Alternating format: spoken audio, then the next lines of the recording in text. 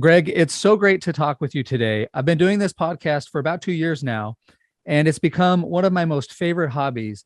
And if there is one person who is most responsible for this podcast, I would have to say that it's you. In the fall of 2007, I was watching a BYU football practice, and you asked me if I'd be interested in working as a sideline reporter for the upcoming football season. Now, up to that moment in my 26-year life, I'd never once considered the possibility of working in journalism or as a sideline reporter. But in that 30 seconds, you explained what I'd be doing: go to the football games, be down on the sideline, interview coaches and players. I knew I wanted to do it. We ended up calling more than 100 football games together, traveled to more than 30 states together, forged a friendship that is only possible by sharing so many exciting games and wonderful experiences together. And as I've said many times before, working with you and Mark was a life highlight for me. So thank you again, Greg, for giving me that opportunity, which has led me to this new hobby today. Well, I'm glad to have been able to first of all call the games in which you played, and watch you as a player, and then to cross paths with you, as you said, at that practice after your playing days, and then strike up a friendship that started with that conversation that became a working relationship, and we got to enjoy you over two stints as our sideline reporter, and I'm never going to close the door. To something down the line, should the opportunity present itself. So I'm not sure how much longer I've got in this job, and you might have many more years than I do at this point in your current venture. So it may or may not work out that way, but I'm glad we had the time together we did on the air. I love that mindset, Greg, keeping the door open. If nothing else, I have done a few games on the road. For example, I met you in TCU once when I wasn't officially working for you,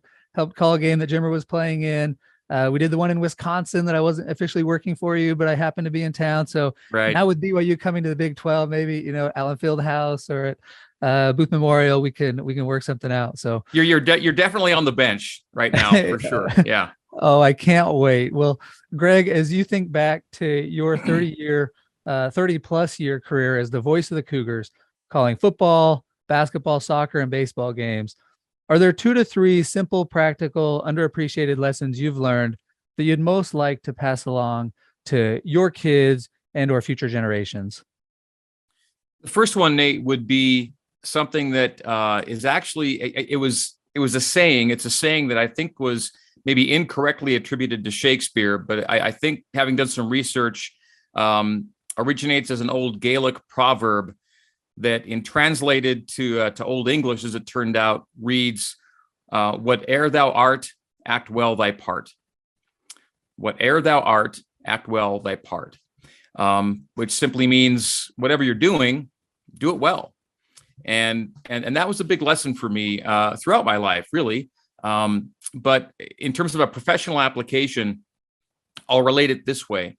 I was a student at BYU, and I was able to apply for successfully an internship at KSL Radio in Salt Lake City while I was going to school at BYU.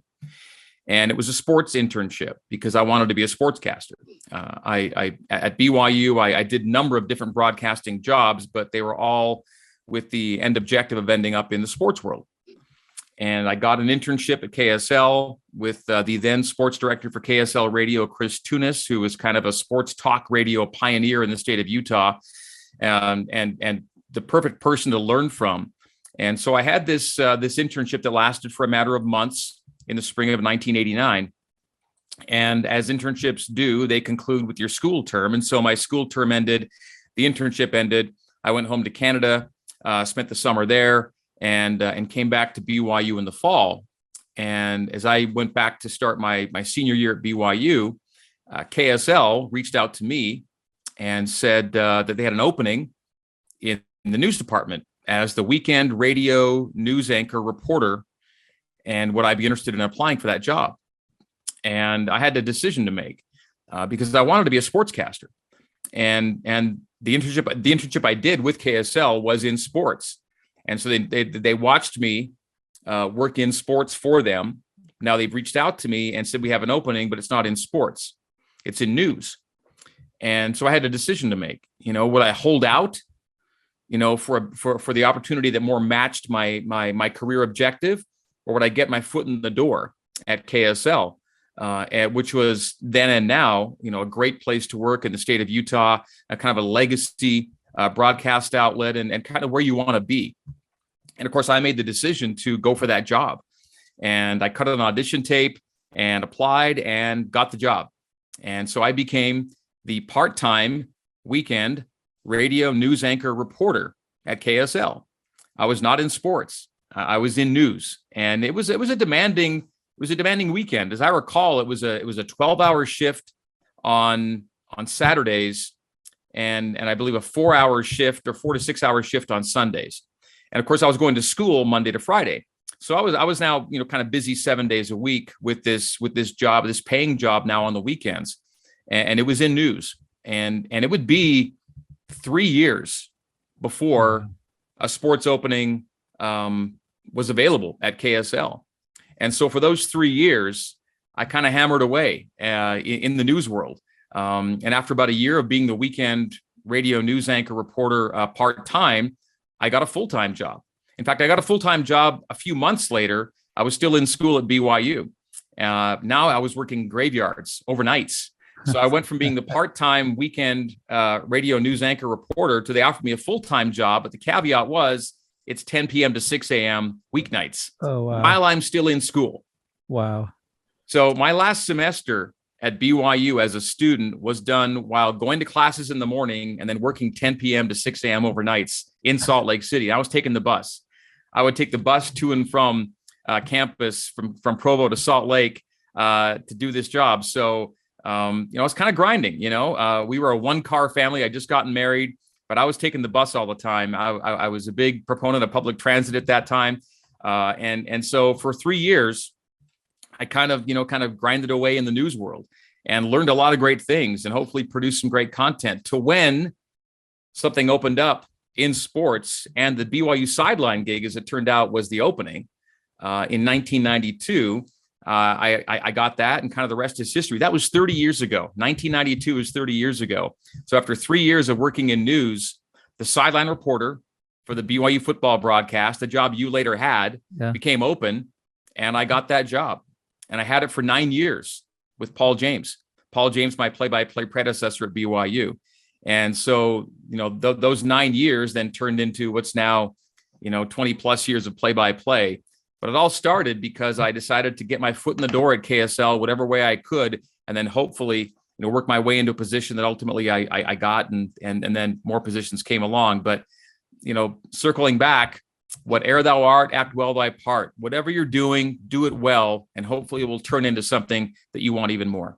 I love this. You said you were kind of grinding and, there's so many journalists and aspiring sportscasters out there that look at you and say, you have the absolute best job in the world. I've known you for a long time, and I never knew that story. It's so cool to see the lengths you were willing to go to, the price you paid to get your foot in the door. It reminds me a little bit of when you asked me to do the sideline reporting. I wanted to do it. I knew for certain I wanted to do it. I went home and talked to Keisha about it. But there were a couple other people that I asked advice from, and one person who I really respect and admire, he said, I don't think you should do it because you have such a great relationship with Bronco, and this might kind of strain that relationship. And I thought, it might, but hopefully I can do it in a way that we can still have respect for each other.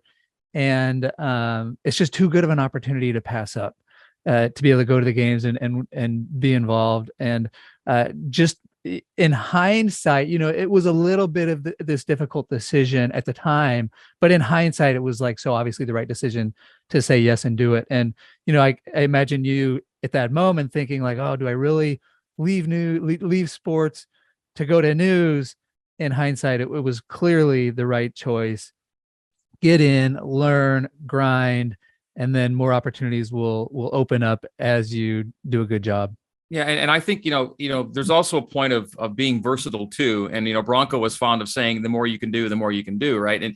And so showing my employers that I could put as much effort and passion and hard work into the news product and show them that that's how I am. Like I would, whether my assignment is news or sports, here's who I am and here's what you'll get. To where they felt comfortable, they could kind of throw anything at me. And indeed, I became a talk show producer. I started doing TV and other things came about. I think all as a result of just kind of taking that attitude of, yeah, whatever it is I'm going to be a good one. And that was kind of a ruling concept for me then and now. Oh, so great. I had Ted Robinson on recently, and his mindset was fearless, not reckless. And that's the mindset you had. You same thing. You were fearless, do whatever they asked you to do it great. And more opportunities opened up. Hopefully. Yeah. Okay. Any other lessons you would like to share? Yeah. And this one, I think I'm going to describe as be a student and a teacher. And you are, I think, an example of that in your current life. But be a student and a teacher means learn from people that are there to help you and teach you, and then pass along your knowledge to those who can learn from you. Be both a student and a teacher. Be a mentee and a mentor. And relating it to my professional life, I had so many great examples, but I learned the craft of play-by-play by working with Paul James, the great PJ, the late voice of the Cougars for some 35 years, was kind of the gold standard for me of someone that I worked closely with. We all have broadcasters we admired, whether it's Vince Scully or whoever the case may be. You have people you've listened to, or Bob Costas, and you admire, you like their style. But I got to work alongside Paul James, and Paul James was for me again someone who embodied kind of the classic play-by-play persona. And I got to work with him for 9 years and learn by working with him and hearing him in my headset as the sideline reporter, how it is that you do play-by-play and all that went into the craft of play-by-play. And so I viewed Paul as my most valuable mentor, because ultimately what I'm known for right now, more than anything is play-by-play, but I learned the craft from Paul. And I learned it in so many different ways, from minutia to kind of broad strokes things. But I was really a student in those years, those 9 years as his sideline guy. I was his student, and sometimes he was teaching me consciously. Most times he was teaching me without being aware of the instruction. Mm-hmm. And that was the thing. That was where I was learning by observation. But I'd be in hotel rooms with him on a Friday night as I went into conference with him to kind of plan our pregame show, and I'd see him working on his his yellow legal pad, writing out by hand the pregame script for the next day. And you'll know, because you worked with me, that I operate with a pregame script, and I learned that from Paul. Because I know that Paul could do it, and I certainly could do it now. If I wanted to ad lib a 35 minute pregame show, I could do that, right? Yeah. I could handle that. But he liked to script it down. He liked to write word for word the things he was going to say the next day. And I remember saying, why do you do that? Like, you could clearly off the cuff, say, but he said, but I won't do it exactly the way I want it constructed unless I write it out. And that's okay, because you write the way you talk, and you talk the way you think. And so it's all coming from the same place, but you're putting it on paper in front of you. And so what happens, and you saw the same thing, Nate, working with me, is ideally the script is conversational, because it's written in a way that's fluid and as if you're speaking just simply casually with the person next to you, which I hope that's the way it sounds on the air. But I learned how to script a pregame show that way from Paul. I learned about the notion of crafting for your audience. Yes, you can do things off the cuff, and yes, you can do things on the fly and ad lib. And that's basically what an entire broadcast is. Once the ball's kicked off, you are ad libbing your broadcast. But the things you can construct, that time allows you to construct, take advantage of that time and create something, craft something, use some style. And you can do that best by putting those written words down on paper. So I would watch Paul do things like that and realize, oh, wow, there's a lot more to play-by-play than just calling the action. Yeah. There's there's the writing, there's the memorization. And, I'm big into memorization too. Right. The creating of spotting boards, which helped me do my job, and how I memorize off those boards. And so I was a student soaking up all this information, yet I still felt so inadequate when the time came to be the guy after Paul retired. And another small story that fits into this. Before Paul retired in 2000 and I got the play-by-play gig in 2001, I had one cameo in 1996 as the football play-by-play announcer after Paul had some heart issues. And he had the heart trouble during a pregame show before BYU and Utah in 1996. He actually called the game having had a minor cardiac event in the pregame. The next day, they told him he had to have 6 bypasses. And so he was going in for surgery, and he would have to miss 1 to 2 months of play-by-play action. That's when I started filling in for Paul back in 1996. So I got that little bit of a taste of what it's like to be a play-by-play person in 1996 when Paul was on the bench due to heart trouble. And it was in those cameos that I learned that I'd already learned a lot. Oh, cool. I didn't think I knew how to do play-by-play until I was doing it. But yet once I was doing it, all those things I'd kind of soaked up from Paul started to evidence themselves. And because I had one prevailing thought when I was the sideline guy for those 9 years and I'd have Paul in my headset and I was walking along the field, I kept telling myself, Nate, I could never do this. It's just too hard. How does he do it? How does he know the names and numbers? And I'm trying to catch up where the ball was and he's already calling the touchdown. And I thought, wow, this is just so complex. In one way, I really wanted to do it. And in another way, I was like, I could never do it. And yet there I was kind of thrown into it. After he had his heart issues, I had to be the fill-in for 1 to 2 months. And at those times, I had to prove to myself that I could actually do the job. And I'd learned that I'd already learned quite a bit by observing and being around Paul for those years. And then bringing it forward to the being a teacher part, I did spend a couple of years recently on campus with a class that I no longer teach, but I got to be a real teacher. But beyond that, whenever there's an elementary school student or a high school student or a college student who reaches out to me and wants to learn more about my job or job shadow me or hang out with me or talk with me, I try and always take that opportunity to say yes and find time because of how important it was to me to have a mentor. And so I was a student and I try to be a teacher now in small ways, some larger ways. When somebody wants to learn some of the things I've learned, I want to share that knowledge too. And hopefully inspire somebody and get somebody on the path that I ended up on.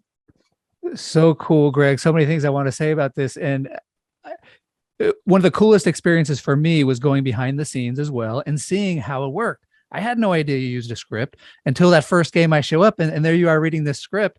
And I had no idea you memorized the names and numbers of the 2 deep of every opponent for every football game, plus their stats. I had no idea there were spotting boards. So it was cool. It was so cool for me to get in behind the scenes. And you mentioned that script. I could off the cuff introduce you today, but I spent some time writing up a script to make sure I said everything I wanted to say. And hopefully it doesn't sound like I'm reading it, but I want to make sure I say all of the things just right. And when we get to the outro, part of it is scripted because there's already things I know I want to say. So that's cool that, this is coming from Paul James to you, to me. Back in the day, Paul was using the legal pad. And for my first few years, I was also using that same legal pad. Then of course, laptops come into play. And of course I type everything now. And another funny thing, kind of a side note, is I've never really truly learned how to type. Right. I've seen you. I've noticed. I'm still, I can do okay, but I've not become a true typist. The people that can really look one way and type the other way and not look, that's not me yet. I'm still looking at the board. I'm fast at it. I'm really fast at it, but I'm not really, really, really good at it without making a lot of mistakes. And so one of the things I keep telling myself, I'll take one summer and take a class somewhere and really become a true typist, because one of the things that I kid you not, one of the things I thought would hold me back in the business was the inability to be a true typist. I thought, oh no, I'm going to fall behind all my colleagues who know how to type so well. And I got better and I got faster, but I never really nailed it toward the point where professional typists could do it. And so it's one of those things that remains unchecked on my to-do list. Well, that's so funny. We all have these kind of these mental blocks or whatever in our own lives. One of the things I wanted to touch on is this feeling of I could never do this.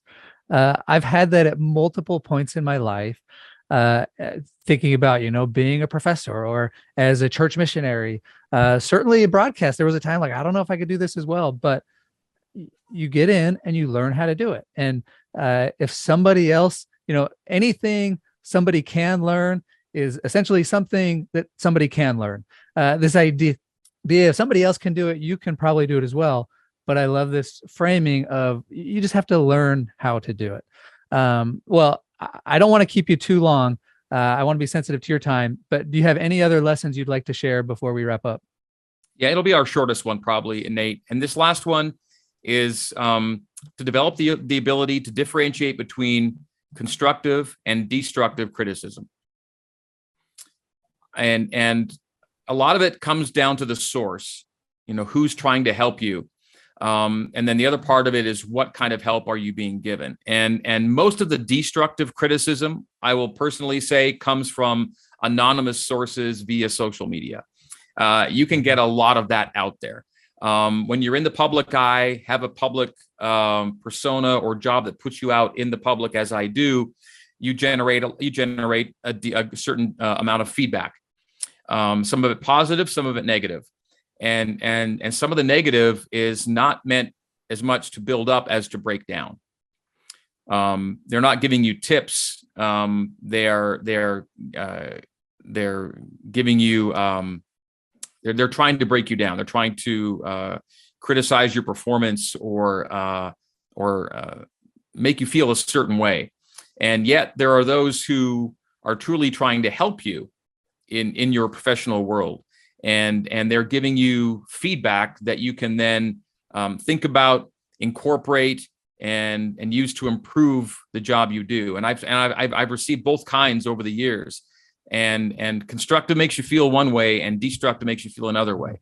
And I try and minimize the presence of, and minimize and mitigate the effects of the destructive criticism, and focus more on those who are trying to build you and appreciate you and help you, as opposed to the opposite. And so I think that's something I would just say is don't take every amount of feedback with the same weight or importance, because you have to assess the source and assess the impact, assess the intent of that feedback.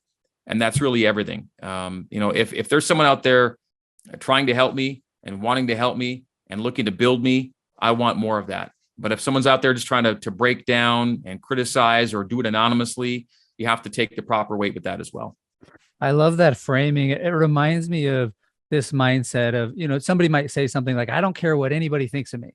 And it's like, okay, well, you probably should care what your spouse and your loved ones and your employer do think of you. So saying, I don't care at all what people think is probably not the right approach. But kind of related to that, saying that you should always embrace all feedback is also not the right approach, because as your kind of framing shows, not all feedback is intended to do the same thing. And I really like this idea of like, look, if it's destructive, I don't need to listen to that feedback. So my mindset is not embrace all feedback. That's not the right approach. Just like it's not the right approach to say that I don't care what anybody thinks. There's an admirable quality to that idea of like, I'm going to be my own person, so I'm not going to be too influenced by what other people think. And there's an admirable quality in seeking out feedback and accepting it. But I really like this distinction of accepting the right kind of feedback. Yeah, because I can always, and I do seek to always improve my performance, game to game and week to week and season to season. I've yet to call a perfect game, and I may never. But there are always ways to improve, and oftentimes the impetus for that improvement comes externally. I do a lot of self-reflection. I do a lot of self-critique. I listen to a lot of my own work, but without those helpful people, those constructive people, the feedback that is meant to build up and improve, I wouldn't be hopefully as good as I'm seeking to be every game. Well, I think people would disagree with you, and they say when you say you've never called the perfect game. From your perspective, that may be the case, but certainly for fans out there, you have had perfect games, undoubtedly. This is the first time I've interviewed you, as far as I can remember, and Greg, it was awesome. You're a true pro. I hope you write a biography someday, because I could spend hours and hours learning more about your experiences, like the one you shared today about taking the bus and working the graveyard. BYU Cougar Nation is so lucky to have you. You've become an inseparable part of tens of thousands of people's connection to the BYU teams. they love so much. So it was so great to talk with you today. Thanks so much, Greg. Nate, I'm grateful for you. I admire you. I appreciate you so much. I'm so proud of you and all the things you've done in your life. I'm glad that our paths still continue to cross. And now that BYU is going to the Big 12, I expect those meetings to be at least annual. At this point, I'm never going to come to your neck of the woods and not share a meal with you. That's for sure. And those are some of our best times. We're in restaurants over the years. I look forward to getting back with you that way. Again, just so happy to spend time with you. I will do anything you ever ask of me. You're a great friend. And again, just so happy to have spent time with you. Thanks so much, Greg. And I can't wait to be eating together again soon. All right. Talk to you soon. Thanks, Nate.